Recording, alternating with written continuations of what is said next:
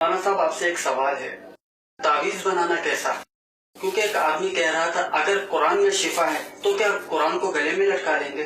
اور قرآن بھی تو یہ کہتا ہے کہ شہد میں شفا ہے، تو کیا ہم شہد کو گلے میں لٹکا لیں گے؟ آپ کا اس کے بارے میں کیا خیال ہے؟ قرآن کریم میں یقیناً شفا ہے، تو شفا کی صورت ہے کہ ظاہری شفا بھی ہے، باطنی شفا بھی ہے.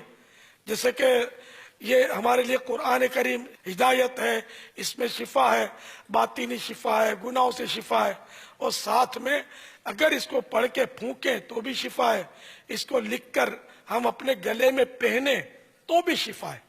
اب صرف اپنی اٹکل سے وہ شہد کی مثال دے دینا کہ وہ شہد جو ہے تو پھر وہ بھی لٹکا لو. ڈاکٹر بھی دوائیں مختلف طرح کی دیتا ہے نا، اس کی ساری دواؤں میں شفا ہوتی ہے لیکن اس کا طریقہ استعمال مختلف ہوتا ہے. کبھی بولتا ہے کہ نہیں یہ پینا نہیں ہے، یہ تم کو میں سوئی کے ذریعے تمہارے بدن میں داخل کروں گا، تو گوشت کا انجیکشن لگاتا ہے. کبھی لکوڈ دیتا ہے، کبھی سولڈ دوا دیتا ہے.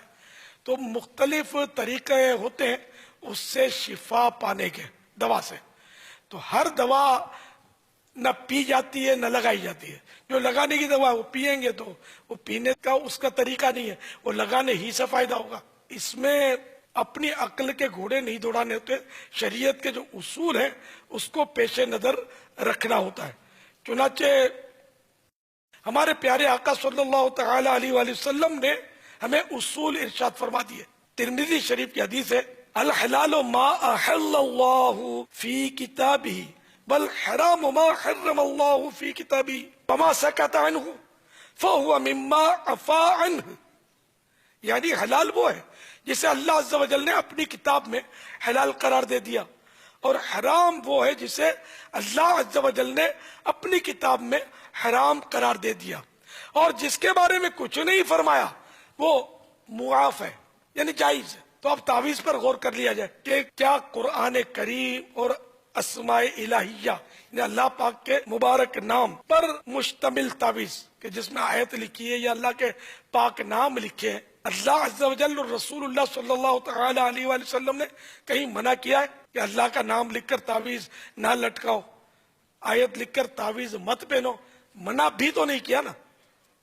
تو جب منع نہیں کیا تو ہم قیاس سے کیسے کہہ سکتے ہیں کہ شہد کو لٹکا لو اور قرآن کریم کو مت لٹکاؤ، آیتوں کو مت لٹکاؤ؟ تو یوں عقل سے قیاس سے مسائل ثابت نہیں ہوتے.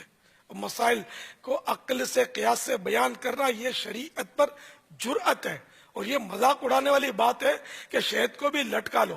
اللہ تعالیٰ کے نام والے اور آیات قرآنیہ والے تعویذ کہیں بھی کوئی مر جائے، میں صحیح بولتا ہوں، ساتویں آسمان تک ٹکرا کر ساتویں زمین میں گھس جائے گا، کبھی کہیں سے آیت نہیں پائے گا، نہ کوئی ایسی صحیح حدیث وہ لا سکے گا کہ جس میں یہ ثابت ہو کہ آیت قرآنیہ بھی پہن نہیں سکتے.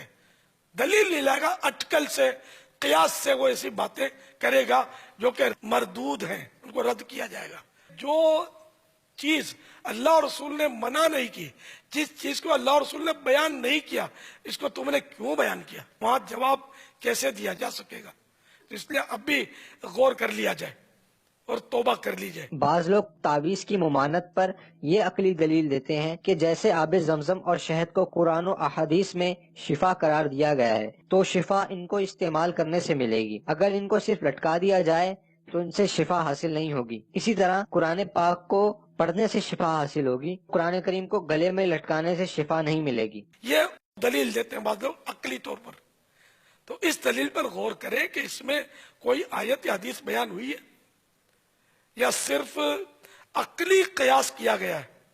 اگر قرآن و حدیث کی کوئی دلیل آیت و روایت پڑھی ہے تو دکھا دیں، اور اگر صرف عقلی قیاس کیا گیا ہے تو قرآن و حدیث سے ثابت شدہ چیز کو قیاس سے رد کرنے کو سمجھ لیں کہ یہ شیطان کا کام ہے. ہم تو قرآن کریم پر دل و جان سے ایمان رکھنے والے لوگ ہیں الحمدللہ.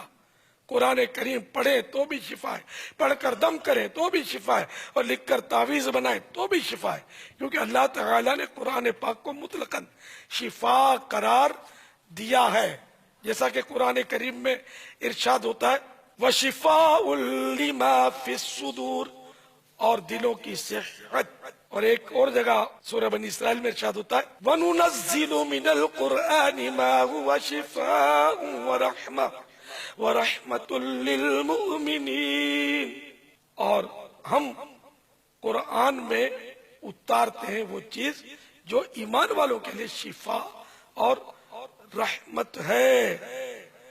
ایک اور جگہ ارشاد ہوتا ہے قُلْ هُوَ لِلَّذِينَ آمَنُوا هُدًى وَشِفَاءٌ، ترجمہ کنز ایمان، تم فرماؤ وہ ایمان والوں کے لیے ہدایت اور شفا ہے، وہ مانے قرآن، اور شفا کے تحت خزائن العرفان میں کہ حق کی راہ بتاتا ہے، یعنی قرآن راہ حق بتاتا ہے، سچا راستہ بتاتا ہے، گمراہی سے بچاتا ہے، جہل و شک وغیرہ قلبی امراض، جہالتیں اور وہمات، شکوک شبہات سے، قلبی امراض دل کے ان بیماریوں سے شفا دیتا ہے، اور جسمانی امراض کے لیے بھی اس کا پڑھ کر دم کرنا بیماری کو دور کرنے کے لیے اثر رکھتا ہے اللہ کی عطا سے۔